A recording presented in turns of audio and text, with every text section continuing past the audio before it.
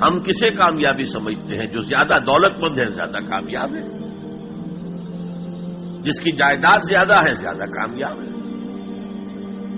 جس کی تجارت بہت پھیلی ہوئی ہے زیادہ کامیاب ہے، جس کے پاس عہدہ بہت بڑا ہے زیادہ کامیاب ہے۔ یہی ہمارے کامیابی کی تصورات ہیں۔ ان تمام تصورات کی نفی ہے۔ کامیابی ان چیزوں سے متعلق ہے ہی نہیں۔ کامیابی تو ان چار چیزوں سے متعلق ہے: ایمان، عمل صالح، تواصی بالحق، تواصی بالصبر۔ یہ ہیں تو کامیابی ہے، یہ نہیں ہے تو کوئی کامیابی نہیں۔ آپ کو سلطنت عرضی مل جائے کوئی کامیابی نہیں، دنیا بھر کی نعمتیں مل جائے کوئی کامیابی نہیں، جب تک کہ یہ چار چیزیں موجود نہ ہوں: ایمان اور عمل صالح اور تواصی بالحق اور تواصی بالصبر۔ اور اگر یہ چار چیزیں حاصل ہوں تو چاہے کوئی آپ کو جانتا بھی نہ ہو، چاہے آپ کسی کٹیا میں رہتے ہو، کوئی محل نہ ہو آپ کے پاس، چاہے آپ کو روکھی سوکھی بھی مشکل سے ملتی ہے، آپ کامیاب ہیں۔ یہ ذہن میں رکھیے، معیار جب تک ہمارا یہ نہیں بنے گا ہم اسلام کے راستے پہ چل ہی نہیں سکتے۔ اس لیے کہ انسان جو بھاگ دوڑ کرتا ہے، جو سعی کرتا ہے، دن رات محنت کرتا ہے، راتوں کو سوچتا ہے، پلاننگ کرتا ہے، وہ کامیابی کے حصول کے لیے۔ اگر کامیابی کے یہ تصورات ہیں تو انہی کے لیے بھاگ دوڑ کرے، دنیا میں گم ہو جائے گا۔ جیسے اقبال نے کہا کہ کافر کی یہ پہچان کہ آفاق میں گم ہے، اور مومن کی یہ پہچان کہ گم اس میں ہے آفاق۔ یہ معیار ہے در حقیقت، جیسے کہ حضور نے فرمایا صلی اللہ علیہ وسلم کہ بہت سے لوگ ایسے بھی ہوتے ہیں جو اگر کسی محفل میں جانا چاہیں تو بار نہ پا سکے، انہیں اجازت ہی نہ ملے۔ اگر وہ کہیں رشتہ کرنا چاہے تو کوئی انہیں رشتہ نہ دے۔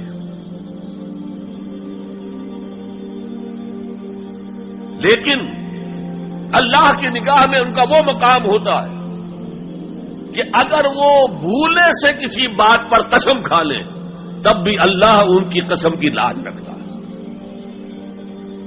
آپ سوچئے ابو ہریرہ کا کیا مقام تھا، ابو ذر کا کیا مقام تھا۔ حضور فرماتے ہیں صلی اللہ علیہ وسلم: من کان یسرہ ان ینظر الی زوج عیسی فلینظر الی صاحب ابی ذر۔ جس شخص کو اس سے خوشی حاصل ہوتی ہو کہ حضرت عیسیٰ کا زہد اپنی آنکھوں سے دیکھے تو میرے اس ساتھی، میرے اس دوست ابو ذر کو دیکھ لے۔ یہ لوگ ہیں کامیاب ترین۔ حضرت علی کی جب شادی ہو رہی تھی حضرت فاطمہ سے رضی اللہ تعالی عنہما، ان کے پاس کوئی مکان نہیں تھا۔ ایک انصاری صحابی نے ایک حجرہ دیا ہے جس میں کہ وداع ہو کر حضرت فاطمہ نے، کوئی گھر نہیں تھا، فقراء صحابہ میں سے تھے، مہر دینے کے لیے کچھ نہیں تھا۔ حضور نے پوچھا کچھ ہے علی تمہارے پاس مہر دینے کے لیے؟ اس کیا حضور کچھ نہیں میرے پاس۔ فرمایا تمہارے پاس وہ زرہ ہوتی تھی ایک؟ عرض کیا جی زرہ تو ہے، لیکن ظاہر بات ہے زرہ تو ہتھیار ہے، جنگ کے لیے ہے، جہاد فی سبیل اللہ کے لیے۔ آپ نے فرمایا جاؤ اسے بیچو یا گروی رکھو، اسے لے کر آؤ، مہر تو دینا ہے۔ کیا اس مفلسی کی وجہ سے وہ حضرت علی ناکام انسان تھے؟ لیکن واقعہ یہ ہے کہ کامیابی کے اور ناکامی کے اس معیار پر ہمارا دل ٹھکتا ہے۔ دل ٹھک جائے تو کیا کہنے، زندگی میں انقلاب آ جائے۔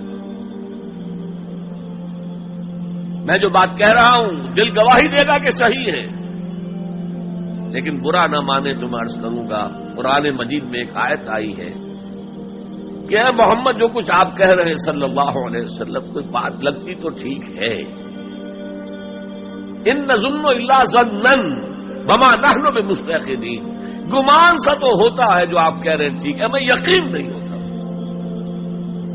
اور یقین جب تک نہیں ہوگا وہ آپ کی زندگی پر وہ اثر انداز نہیں ہو سکتا، وہ معیار۔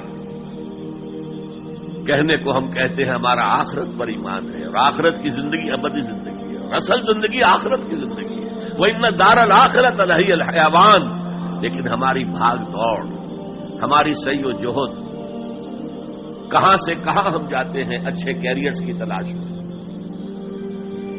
اور ایک ملک کے اندر بھی ادھر جاؤ ادھر جاؤ، ادھر جا کر کو تلاش کرو، ملک سے باہر بھی عرب ممالک میں جاؤ، UAE میں جاؤ، امریکہ میں جاؤ، اور کتنی خبریں آتی، کتنے لوگ مرتے ہیں انلیگل امیگریشن کی وجہ سے، پورے جہاز ڈوب جاتے ہیں انلیگل امیگریشن۔ کس چیز کی تلاش میں؟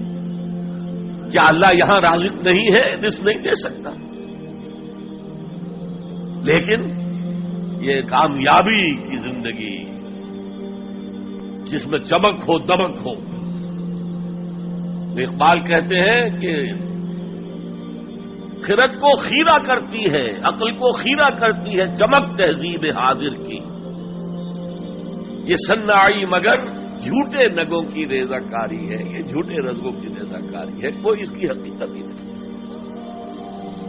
تو پہلی بات زمانے کی قسم ہے، تمام انسان خسارے میں ہے، یقیناً ہے، سوائے ان کے جو 4 شرطیں پوری کریں، الا الذین آمنوا وعملوا الصالحات وتواصوا بالحق وتواصوا بالصبر۔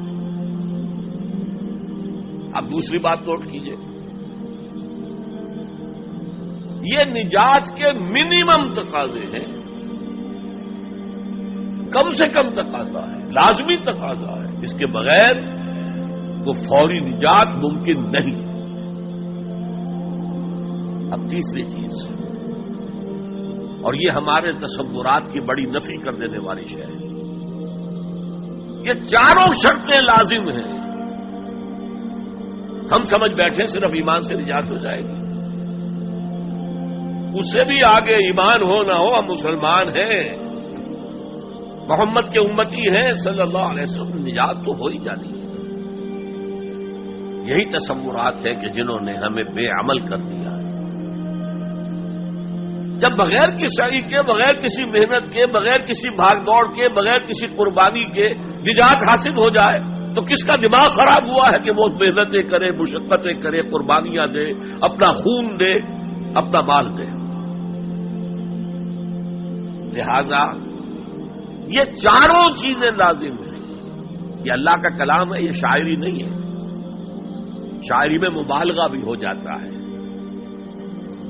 اللہ کا کلام ایک ایک حرف، جو غالب کہتا ہے کہ گنجینہ معنی کا طلسم اس کو سمجھیو، جو لفظ کے غالب میرے اشعار میں آوے، میرے اشعار میں جو لفظ آتا ہے اس کو گنجینہ معنی کا طلسم سمجھنا، یوں نہیں کہ میں نے ایسے ہی عام طور پہ وہ لفظ استعمال کر دیا۔